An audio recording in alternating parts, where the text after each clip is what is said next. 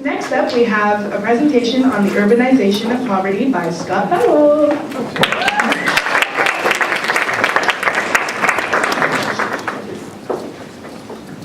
Hello, everyone. In 1970, rumors were buzzing. Huancavelican villagers of Peru told of a land invasion occurring in a new shantytown called Villa El Salvador, located on the periphery of Lima, the capital city. During the early 1970s, an expansive and flat desert area became an ideal place for migrants to carve out a new life. Villa El Salvador, or the Village of Our Savior, or Villa, gave access to the capital city and its jobs and educational opportunities. An autonomous settlement had many exciting possibilities and prompted hundreds of families to pack up their belongings and set off by car or bus towards Lima.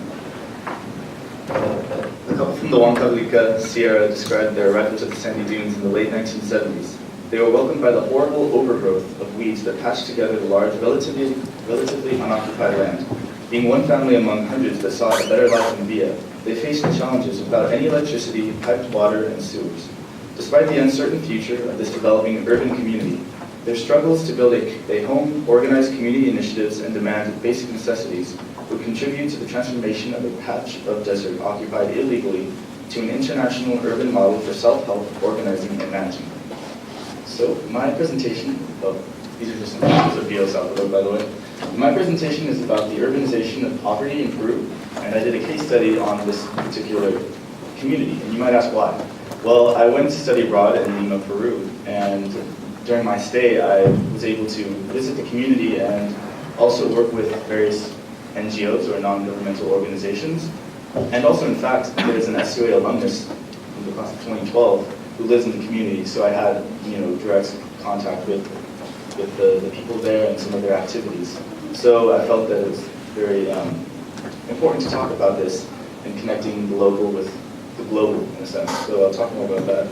And I just wanted to say that this, the formation of Lima exemplifies a much bigger movement that fomented in the 20th century and continues to expand and grow, and that being urbanization. So in developing nations throughout the global south, rapid urbanization has led to the emergence of urban poverty as a result of social, economic, and political trends. It is the specific manifestation of urbanization that I wish to address in my presentation through the historical lenses at the local and national level. So some of my guiding questions that I have in my capstone, the first one being, in what ways does Villa exemplify a community's In what ways does Villa exemplify a community's unique story, struggle, and also larger changes that affected nearly all Peruvians? Second, what lessons can be learned from this community's developments, especially during the bloody rise and fall of the Shining Path, which was a terrorist insurgency group in the 1980s? And thirdly, how can migrants effectively and positively address the urbanization of poverty in Peru? So in 2003, the United Nations released a landmark study called The Challenge of Slums. And the significance of this project stems from the fact that overpopulation has been a pressing issue worldwide. Since 1950, mankind has endured its most rapid expansion from 2.5 billion to 6 billion people. So obviously that number has gotten much bigger to the current day. And for the first time in human history, there are more people living in the city than in the rural areas. So as you can see, this is quite a dramatic shift in the way human communities or settlements are organized. And it begs the question, why are so many people wanting to go to the city? And kind of notions of the rural areas being less modern and being more impoverished, let's say. Are they escaping their poverty? So, social pressures to go to the city in search for opportunities may cause many migrants to kind of drop the backbreaking manual labor in search of a more specialized urban job in the city. So, safer environments as well as different regulations from the state, to look at health initiatives, social projects, capital flow, transportation, culture, access to education. There's many things that get tagged along for why a migrant, someone from the rural areas may want to come to the city. But are they escaping their poverty, or are they taking it with them, in a sense? So by focusing on Peru, I had some pictures. Yeah, so these are some of the pictures of the slums, primarily in Brazil. And there's a little picture in in the top right, the study, the UN Habitat Report.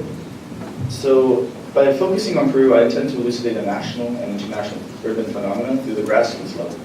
Part of my capstone interweaves localized descriptions of urban growth and general snapshots of urbanization within the context of this Lima district, Villa El Salvador. So some things to keep in mind, like Alex Scott just mentioned, and history is very important, and pretty much my entire capstone focuses on the local history of like what happened in this community, as well as the national currents and the effects of the political and economic trends.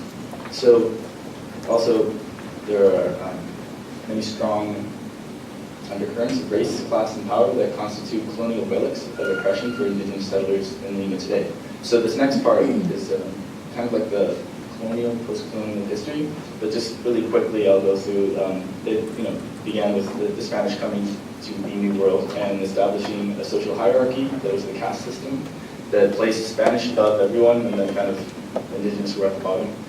Indigenous rebellions kind of came about because of this oppression from the oligarchy, and a very famous one being the Tupac Amaru Rebellion, which was in the 1880s.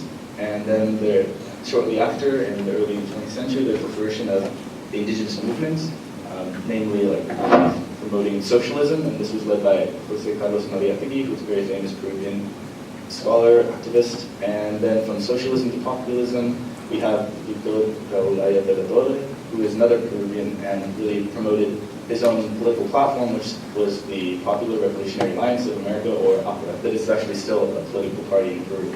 So, as you see, racism, class divisions, and inequality are very salient themes in Peruvian history, and brings us to what Lima looks like today. So on the left, you see pictures of a modern Lima with a lot of big buildings, lights, and then on the right, you see a lot of slum town, kind of on the hills, unpaved roads. Moving on to like the core of my actual case study, I know it's a lot. I kind of highlighted and read some of the important things, so don't forget the whole thing. But pretty much like the influence of, this is all like pertaining to the actual history and how the different national currents with like terrorist insurgency groups like the Shining Path that I sort of use as a counter-narrative that affected all of Peru, as well as the politics in this community, as well as like Alberto Fujimori, who was president from 1990 to 2000, kind of almost like a self-declared like dictator of sorts, masking it over as a democracy that actually started like a coup in 1992. But that's besides the point. All these things influenced the development and formation of this community, and it was very special in that it was made to be a self-sustaining and managing community.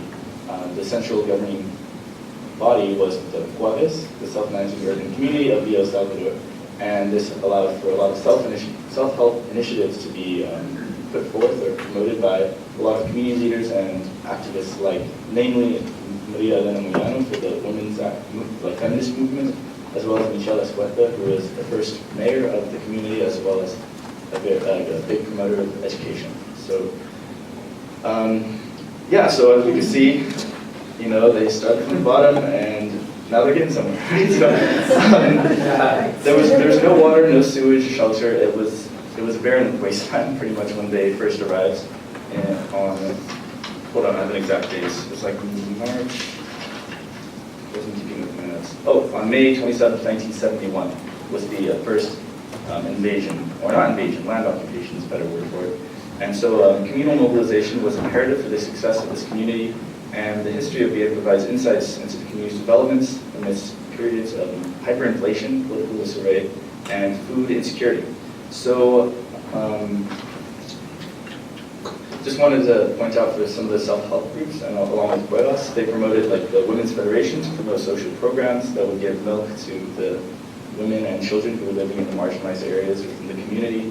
There were educational institutions that were erected from like the Fe y Alegría school system that was a kind of avant-garde high school system. And what else? Cultural initiatives, such as the Casa Cultural Villay, and increased NGO presence in Villa.